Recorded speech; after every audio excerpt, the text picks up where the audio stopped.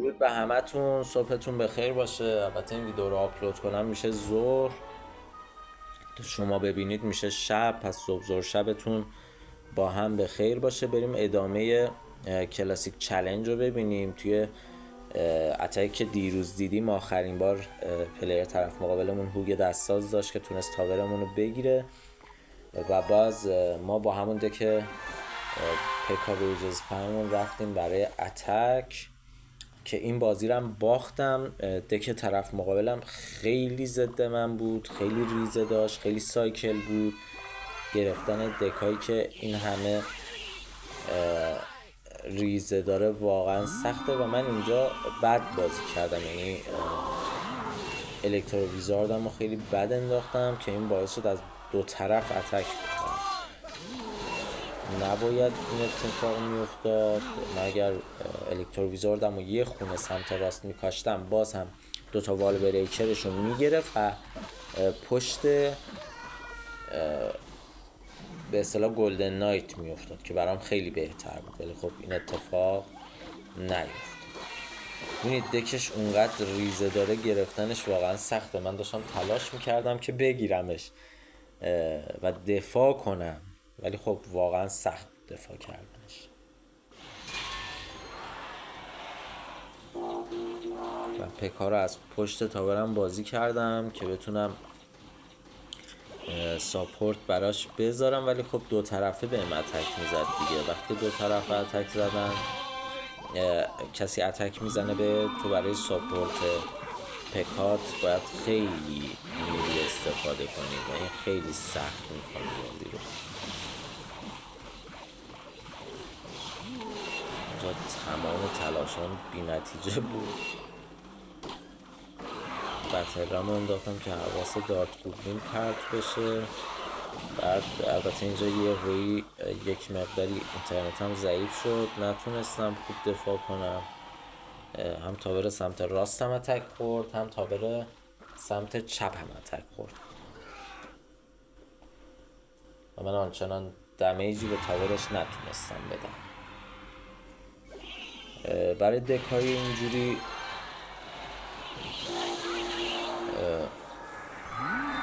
سایکل و اونایی که خیلی نیروهای زیاد و ریزه‌ای دارن، دک پکا واقعا سخته که بتونی با پکا بزنیشون.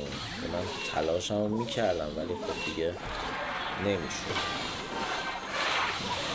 بطرم انداختم، اینجا واینز هم زدم که طرف مقابلم هم واینز داشت، یعنی هم اصلا واینز رو داشت و تونست یه دفاع خیلی بی‌نقصی رو انجام بده.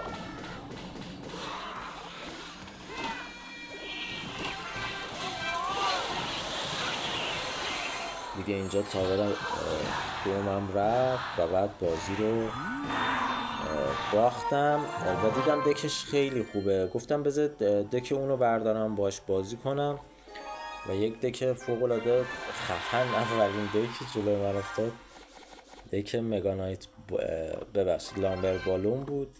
لامبر بالون هم واقعا بازی کردن جلوش سخته، ولی من خب سعی کردم تا جایی که ممکنه بتونم دفاع کنم. اینجوری که میدونید باس بندیت هم واقعا اذیت میکنه. این تاورم رو انداخت، یه لامبرجک و یک باس بندیت تاورم رو کامل انداخت. البته منم تاور سمت چپش رو دمیج داده بودم ولی نه اونقدر قابل توجه. یه برل اسکلت رفتم، گوبلین گنگم رو انداختم و مثل همون پلیری که جلومون بازی میکرد از طرف مقابل وال بریکر هم رفتم که یه اتک دیگه ای هم به تاور دیگهش زده باشم. گوبلین ماشین هم بچه یکی از دکای باف، یعنی اصلا دک ساده نیست. با راسکال دفاع کردم، هم تونستم لامبرش رو بگیرم، هم تونستم گوبلین ماشینش رو بگیرم. اینجا والکریش رو خیلی بد انداخت، والکریش رو قشنگ وسط نیروهای من مینداخت، میتونست کامل بدون اتک بگیره. من دارتم رو انداختم که آیس گالمش رو بتونم بگیرم، ولی والکریش در رفت دیگه. ولی بازم با این حال نتونستم ایج بده. وال بریکر اومو از سمت مقابل بازی کردم، تاورش رو گرفتم، البته اونم تاور منو میگیره.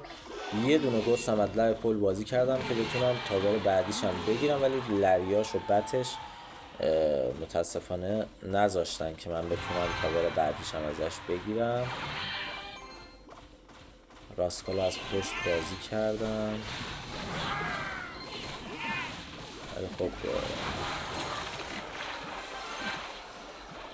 تیرانداز راسکاله من ازم گرفت. از پشت تاور دارت گوبلینم رو بازی کردم که والکری ایوو داشت و یه دمیج ریزی به تاورم تونست بزنه، ولی که من تاور دیگه‌شم گرفتم و دوباره همون کار از پشت راسکال رو بازی کردم برای دفاع.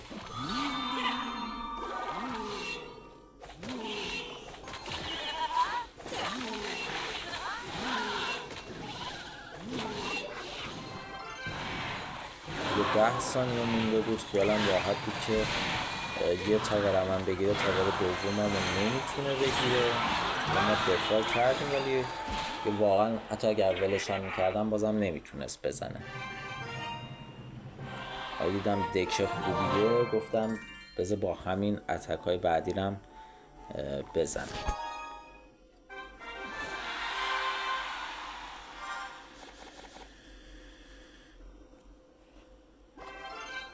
گوبلین جاینت فورنیس خورد بهمون، دک فوق العاده سختیه. من گست به خاطر اینکه غیبه حتما به تاور میرسه و نیاز داره طرف مقابل یه نیرو خالی کنه برای دفاع کردنش، از لای پل بازی کردم. یه واین زدم که بتونم یه اتک خوبی به تاور بدم و تاورشو به 2000 تا اتک تونستم بدم، خیلی خوب بود. از پشت تاور دارت گوبلینم رو رفتم که با یه واینز دارت گوبلینم کامل ازم گرفت، فلجم کرد. ولی خب با یه راسکال و با یک گوست کمترین حالت ممکن تونستم دفاع کنم. از سمت مقابلم وال بریکرم انداختم که راحت دفاع کرد. دکش یه مشکلی هم که داره همین دارک نایتشه که دارک پرنسشه، ببخشید که دارک پرنس توی این دک قشنگ نیست، جواب نمیده، باید حتما پرنس باشه. با یه دونه ریج دریایی ما رو دفاع کرد.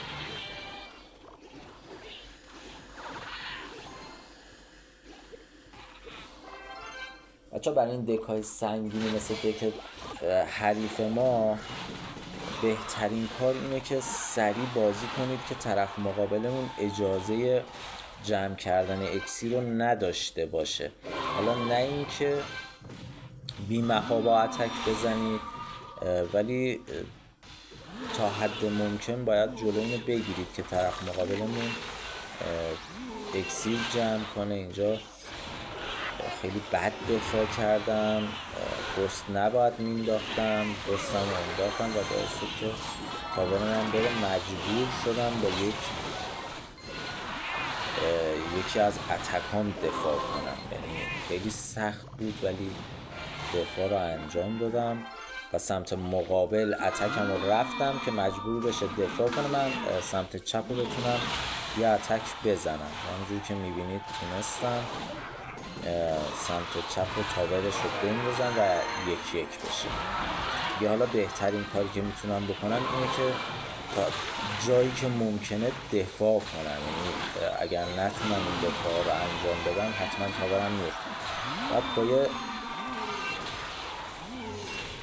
وال بریکر ایوو من دفاع کردم، این دارک پرنسش رو دفاع کردم. گوبلین ماشین انداخت که با گنگ من تونستم نصف نیمه بگیرمش.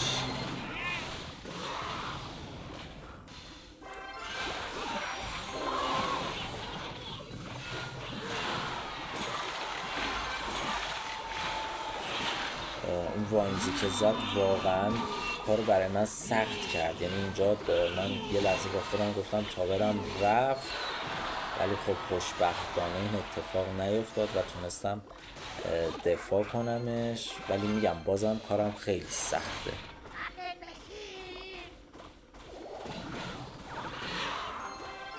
راسکال از پشت تاور بازی میکنم.